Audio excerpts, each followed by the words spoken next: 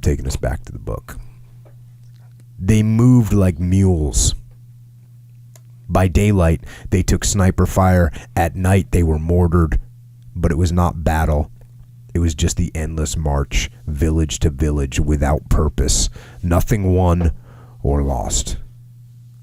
They marched for the sake of the march. They plodded along slowly, dumbly, leaning forward against the heat, unthinking, all blood and bone, simple grunts, soldiering with their legs, toiling up the hills and down into the paddies and across the rivers and up and down again, just humping.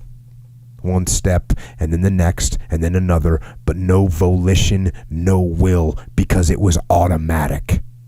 It was anatomy. And the war was entirely a matter of posture and carriage. The hump was everything, a kind of inertia, a kind of emptiness, a dullness of desire and intellect and conscience and hope and human sensibility. Their principles were in their feet. Their calculations were biological. They had no sense of strategy or mission. They searched the villages without knowing what to look for, not caring, kicking over jars of rice, frisking children and old men, blowing tunnels, sometimes setting fires and sometimes not, then forming up and moving on to the next village, then other villages where it would always be the same. They carried their own lives.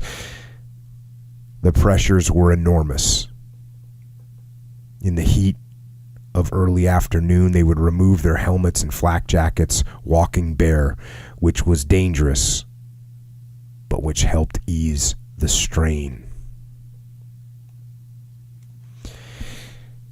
Now, that section obviously paints something different than what we experienced, because and you can see what he's talking about. You know, you've got soldiers that don't know what the mission is, that don't understand what the strategy is, and you know, there's all kinds of books about Vietnam, and at the highest, you know, we talk about sometimes how maybe we didn't do a good job of telling people what the strategy was, but at the highest levels in the Vietnam War, there's confusion on what the strategy is. So there's no way that some frontline grunt understands why he's clearing this village and not that village, or why it's that village and not this village. They just don't know. So what does it become? It becomes like they are just robots, human robots moving forward.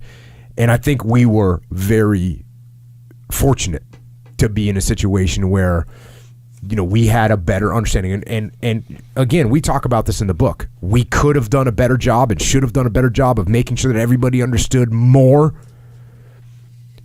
But there was understanding. There was, at a minimum, everybody understood, at a minimum, the evil that was there. The evil that was there in Ramadi, in Iraq, that was torturing people, raping people, killing people, trying to enslave people. Everybody understood that there was evil there, and that's what we were fighting against, trying to help this local populace who was completely at the mercy of this insurgent group, which, by the way, had no mercy. So I think we had that benefit for us. But one thing that is completely unchanged is this talk of this strain that is put on the soldiers on the ground. And when you think back to the strain that you felt, that your men felt, what do you think of? What do you think of when you think of the strain? I can absolutely relate to that. I mean, it's something you and I talked about, right? When we got home, it was, you called it the burden, right? When we got home, and I didn't even recognize how powerful that was. You know, and I remember talking to you about it. We were like, all of a sudden we could relax. Like there weren't people trying to kill us, right? There were, when we arrived back from that deployment to Ramadi, and we're back in San Diego, and just the recognition that it's not just from our personal, like, hey, people aren't trying to kill me, but like, I no longer am carrying the burden of the decisions that I make and people's lives are on the line, right? That, like at this moment right now, and I want to make sure that I've thought through all the contingencies. Are we ready? For these worst case scenarios, have we planned? Have we rehearsed these things? Have we trained? Have we thought through what the enemy might do? How could they hit us where we hadn't even foreseen it? That burden that you just carried all the time. And for me, man, after Mark got killed and Ryan got wounded, it was just 4 months into our deployment, it was just this recognition, like, man, that can happen at any time, and I knew it could happen at any time prior to that. It wasn't that we got complacent or that, but it was, we've gotten away with it so many times that you start kind of see like maybe we can make it through this thing, without losing people and just going out there and as you've talked about, you can just only get lucky so many times, like with all that evil and all that horribleness out there, that it can happen at any time. And that's the strain that I think that I felt, and for other guys felt, when you see that your brothers killed or wounded, when you've had close calls and you recognize like just how close we are to death anytime we're rolling out there, that is a strain. It is a strain on you, and it's something that wears on you. And I think for me, it was just always worried about like just and when you see the violence of it, the vehicle graveyard that we rolled out through every time we're driving out the gate, and just the twisted hulks of metal that used to be a vehicle that carried men or women in them, and those were U.S. troops that were either killed or horribly wounded that were in that vehicle, that were destroyed. Or if you see an ID go off and there's a 100-foot fireball in the air and just frag, the metal fragments raining down, for hundreds of yards in all directions from something like that. You're like, just the power of that, the violence of machine gun fire that's coming in close to you. And I often describe as just I wrote about in the book the biggest, strongest guy you can imagine just smashing the wall with a hammer next to you as hard as he can. An inch from your head, just throwing concrete fragments everywhere. And there's now it's 700 to 800 rounds per minute of that coming in at you with a belt-fed machine gun. Maybe there's multiple ones shooting at you. RPG rockets, just this rocking explosion. This rings your bell. Even if it's just on the wall outside, if one of those things hits the window and detonates on the bars on the window, it's going to just frag everybody in the room. It's going to be horribly wounded or killed. So that was a strain all the time. And I think the difference for us though is the there were certainly some guys, and you talk about leadership that we learned, right? Get the guys carrying those heavy machine guns, the belt-fed machine guns and all the gear that with them, and they're like, man, do I have to carry this thing? As a leader, we had to remind them why that was important. They got that love-hate relationship. The machine gunners, they love to shoot that machine gun, and they're awesome at it. They hate to carry the machine gun, right? It's that love-hate relationship, and so when they're going in on a foot patrol that's a mile and a half foot patrol into a tough area, and they're carrying all that heavy weight, they get focused on that. So you got to help them recognize like this is why you're such a critical part of the team and why we got to have these machine guns. So you got to do as a leader, something we had to do all the time, but. I think for these guys in Vietnam, they're driving or flying into an area, patrolling into an area it seems like they're seeing new terrain all the time. For us in Ramadi, it was this tiny city it's like 3 by 3 miles, across. You're talking about just the central Ramadi piece of it, very small, and we're going into the same areas all the time. J Street, the J Block, Papa 10.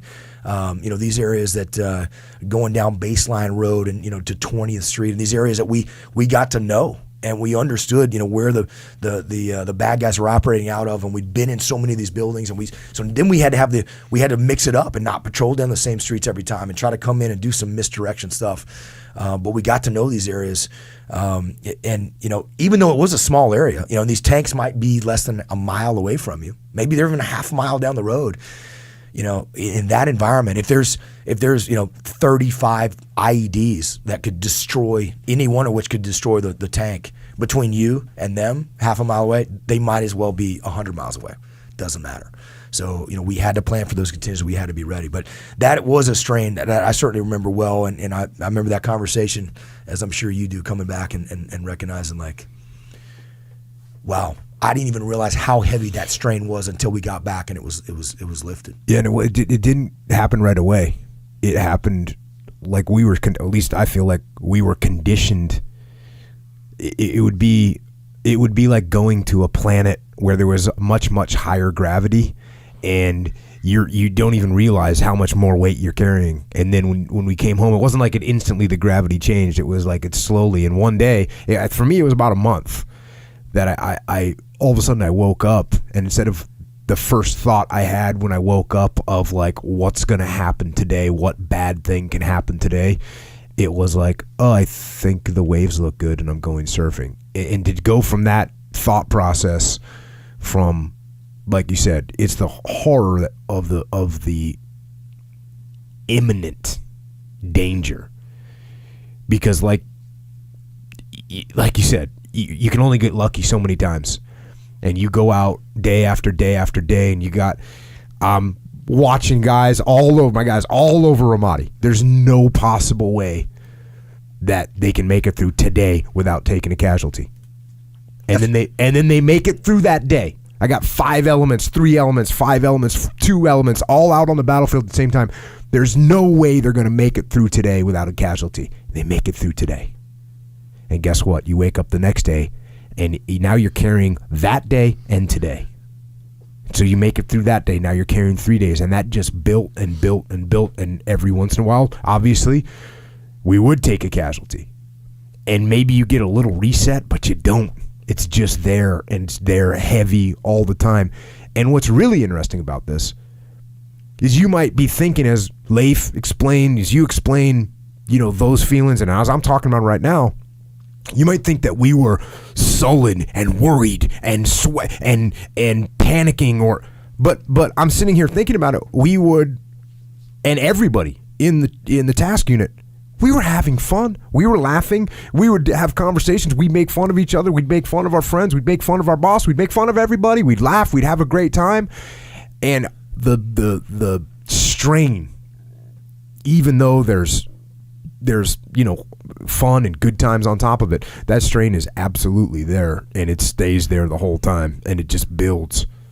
I think the big illustration for that to me was when an operation was going on, right? And vehicles are lined up. Like the vehicles are lined up out on we had that main street, outside of the Tactical Operations Center, and where your office was, and I remember that bond that we had in Task Unit Bruiser. So often you get the SEALs are doing their thing, and you got the support personnel that are running the radios, and the CBs that run the camp, and they just do different stuff, and they don't, what was so awesome about Task Unit Bruiser was that we line those trucks up, and we know we're going out. We're going out at operation, and if you weren't coming on the op, I know you would always be out there, out there shaking everybody's hands and talking to them, and not in a way of like, not in a way that there was morbid, right? But in a way of like just the respect and knowledge that anytime we're going out, like at any one time, there may be any of these guys that are rolling out may not be coming back from this.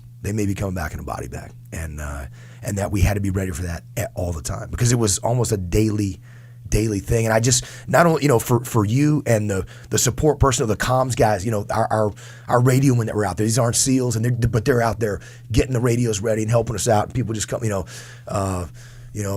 our operations specialist, chief coming out there. I remember all those guys just lined up, shaking hands, talking to people.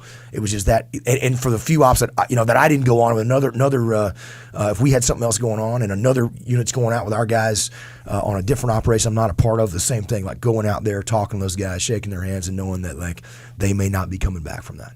And I think that was the biggest to me, like, illustration of like that strain. And again, we laughed, we joked. There was nothing morbid. We were telling jokes and laughing and kidding each other.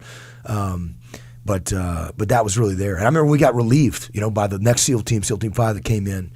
And good bros of mine that I'd served with, because I'd come from SEAL Team 5. And I knew those guys when they were going out too.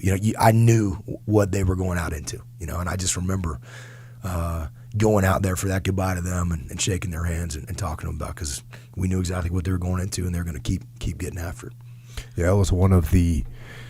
I remember when those guys came and I was doing like the turnover brief to their whole troop, and I was, I had a sign, I put a slide up, and I was going through this and that and the other thing, and I'm like, okay, you guys are going to take casualties, and like I never thought in a million years that somebody would be briefing me, hey, you guys are going to take casualties. It wasn't like, oh, you guys might, hey, it's dangerous. It was like, you guys are going to take casualties. That is what is going to happen.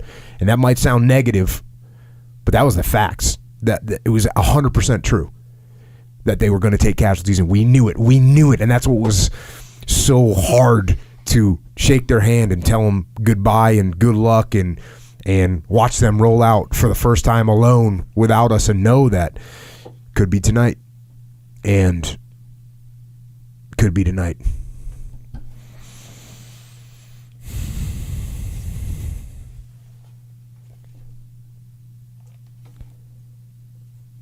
I'm going to hit another section right now. This is talking about the men again. I'm going to the book. For the most part, they carried themselves with poise, a kind of dignity. Now and then, however, there were times of panic. When they squealed or wanted to squeal but couldn't, when they twitched and made moaning sounds and covered their heads and said, "Dear Jesus," and flopped around on the earth and fired their weapons blindly and cringed and sobbed and begged for the noise to stop and went wild and made stupid promises to themselves and to God and to their mothers and fathers, hoping not to die.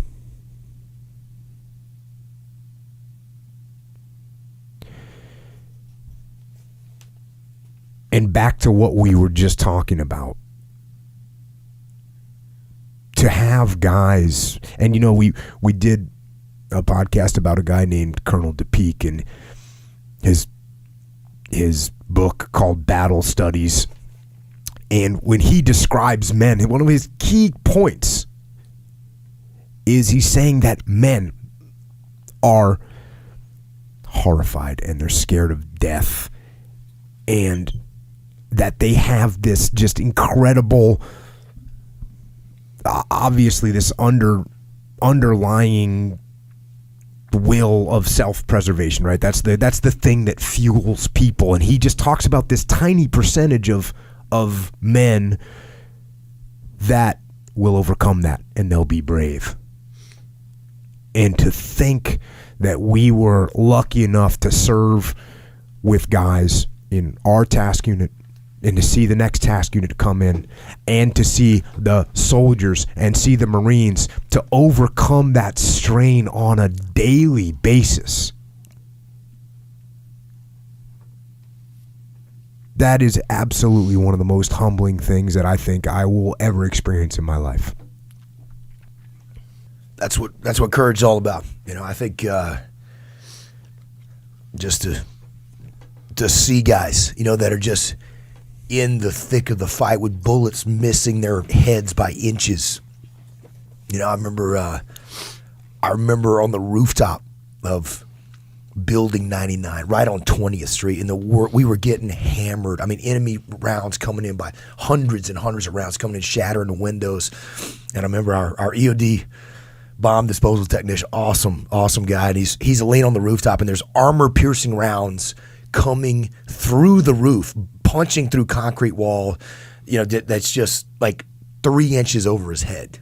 And he's just laying there. And I remember crawling up there trying to figure out, hey, is everybody okay? And he's like looking at me like thumbs up, laughing about it. And I mean, just the humor of those guys, right? Dealing with that. And knowing, again, that could happen at any time. But, just seeing the guys like Mark Lee, right? Just the most hilarious guy you could imagine, just cracking jokes, and singing the cheeseball '80s tunes, I Am the Warrior, and us laughing about and talking about that stuff, and just that's how they dealt with it, but it just tremendous courage, and not just our SEALs, not just guys that we work with, those Marines and the soldiers that we served alongside, and just watching those guys day in and day out, who often didn't have as much control over what they were doing as we did, down at the front line level.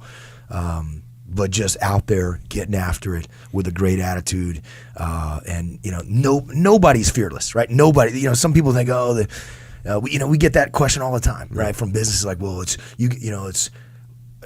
mortals are fearful, but you guys are fearless. Like, no, nobody's fearless. Like you recognize how mortal you are, and that can happen anytime. And yet you see these guys just totally selfless, courage, with just incredible courage to overcome that, and just amazing. That's really, to me, that is the bright light, that we brought back from that conflict, to see and witness that, and just the tremendous human spirit that can overcome anything. Indeed.